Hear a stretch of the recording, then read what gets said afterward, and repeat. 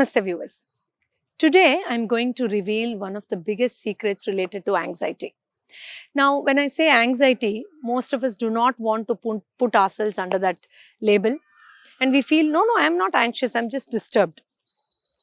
But do you know that at least 8 to 9 out of 10 people to some degree are anxious about something or the other that is happening in life. In this competitive, stressful world, we just need some futile excuse to just bring in that anxious energy into us, blow things out of proportion and be perturbed and disturbed for a real long duration of time with that regard. So, this specific information, this important information that I am going to share today in this video will be helpful for you not just during those specific episodes of that anxiety attack, but also during those stressful episodes, during those episodes of disturbance where you don't know how to come out of it, where you feel it's been there for quite a long time and it's disturbing your very core personality and also creating disturbance in people around you. Well, when we are anxious or disturbed about some specific event or incidents or situation or in some relationship for a long time, do you know that you tend to get addicted to the identity of that anxious personality? Yes, this is a little difficult to understand, but this is one of the key reasons why most of the people are unable to come out of this loop even after that incident has got over, even after certain situations have got settled or has worked in your favor. Now let me explain. Just like our name, if somebody calls me Purvi and I know my name is Purvi, it's been there with me for the longest time ever, from the time I realized that I hold a name, I know that every time somebody calls me with a name, I'm immediately alert and identifying myself back to it. Likewise, when your brain is being bombarded with certain qualities, when your stress chemicals have given you a specific identity, that I'm somebody who is anxious, who worries a lot, who blows things out of proportion, who gets very restless, who's an unrest, who is agitated easily, there is a specific definition, like a frequency that is tuned in your subconscious mind. Now, when you try to create different experiences by trying to be joyous or taking some healing or, trying to pick up on some routine or going for some change of diet plan, your subconscious mind says, hello, that is not in tune with your identity. That is not your personality. Here you are, the anxious one, being disturbed, crying often, yelling at people, being agitated. So, where are you going? If you do yoga consistently or if you change your diet plan, or if you're sitting for meditation every day, your alignment of being in that anxious field will get disturbed. So you stop that. And do you know that your own body can create real weird resistance and start coming up probably with a body pain and say you can't do this anymore, or bombard you with a lot of negative thoughts and say meditation is not for you. Or if you're finding a real partner, create some sort of stupid misunderstanding and bring you back into the loop of being in meaningless relationships.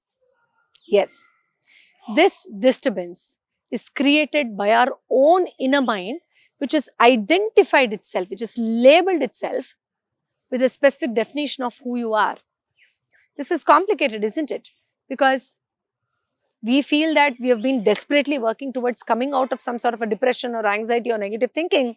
And here I am, my own inner self, telling, I want you to be aligned with this. You are very comfortable. You know this for a real long time.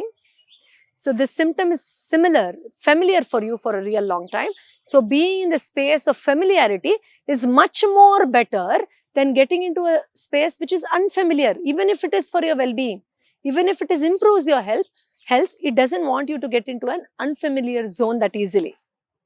It is very easy to understand if you just try to conceptualize this with an example. If you are in an old relationship for about a decade or two, and you know suddenly that person is misbehaving with you, or there's some sort of a misunderstanding, you say, no, I'll just get along, I'll forgive, I'll move on. Because again, a new relationship, getting into the unknown is not possible, isn't it? So this comfort that the brain develops sometimes gets very expensive for our own health. So you sitting with yourself and seeing what is that chronic personality, negative personality, stressful personality that you have developed. It could be about getting into a feeling people don't understand me enough, people cheat me often. It could be about a feeling of I'm worthless, nothing is good in life, God is against me. So it could be any of these feelings where you have defined yourself into. I'm sick often. Whenever I do something good, something negative happens to me. So that whole feeling that you're going through, if you can just sit with yourself and see how your identity has been from the past couple of years or probably over a decade, you will know where exactly your mind is trying to push you back into. Now, the important question here is, how do you break through this? What do you do about it? Well, the identification of this pattern is a boon to you, because that's where you'll awarefully also become smarter and say, I'm going to break through this now. Now, once you've done this, put a list of the desired personality that you want to get into, that identity that you want to normalize, that new identity that you want to fit into. Every single day, either just before you slip to sleep or early in the morning, get into that visualization of that identity that you want to create for yourself. So these things should be feeling those subtle feelings of how I feel with my relationships. How do I feel when I go to job? What is my feeling about money? How do I feel about myself when I stand in front of the mirror? How is my feeling when I'm with my family members? How do I feel about growth, about progress? How do I see myself being financially independent? So on and so forth. And then believing that I deserve this, and therefore everything I do step by step, everything I think, every thought that comes out of me, every person I attract, every situation I create or attract will ultimately lead me into this real identity. Now I'll give you a bonus tip to this. Remember that deep inside our inner self, our spiritual self, is exactly in alignment with the energy of your desired self. Because deep inside our soul, which is not perturbed by any of these experiences or whatever physical, mental concerns that we are going through, is already vibrating with that state that you want to achieve. Just tune in. The soul is nothing but a small aspect of the divine, which is resonating with unconditional love, compassion, abundance, confidence, motivation, enthusiasm, bewilderment, joy, and whatnot. So when that fullness is already existing as a part of your soul, and seeing a little aspect of this in whatever you want to achieve, you will have deeper clarity. This is very important, not just at the subconscious level, but at the unconscious level, at this superconscious level, you will know that this is where you are supposed to go, and anything that is not in alignment, even if you've been into it for decades together, even if you've been into it from the time you were in your mother's womb, even if it's been running in your DNA through your genes, you know where you really belong in, and that will subtly start making difference. And every bit of this change will ultimately lead you into that desired state where you truly belong, and your identity will be eventually changed. Now, this is a massive energy shifter, but for this, you need to give yourself a little time and space to conceptualize the whole thing vividly.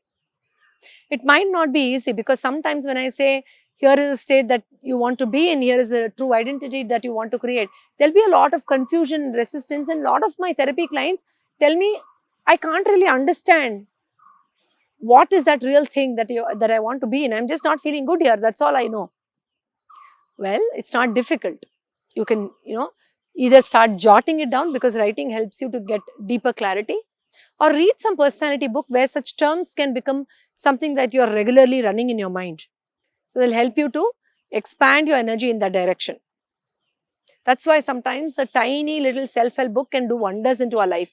It's not really about I understood everything and from day one I'm implementing everything that's in the book. No, not really true. These terms which were never used frequently, that false identity of being anxious, now opens up, and then you start running it. This is the state I want to be in, and that becomes your true real identity eventually. Anxiety is not really about telling, I don't want to be anxious, I want to get over this. This little thing is stinging me, so I just want to come over it. No, it's not really about that. It's about identifying where you want to really be and where you want to really go. That makes a huge difference. I hope this information helps. If you like this information, do not forget to share this with your loved ones, because as I told you in the beginning of the episode, there are a lot of people around us who are undergoing stress and anxiety at different levels. Next time, I'll meet you again with another useful tip on drugless therapy. Until then, do take care of yourself. Namaste.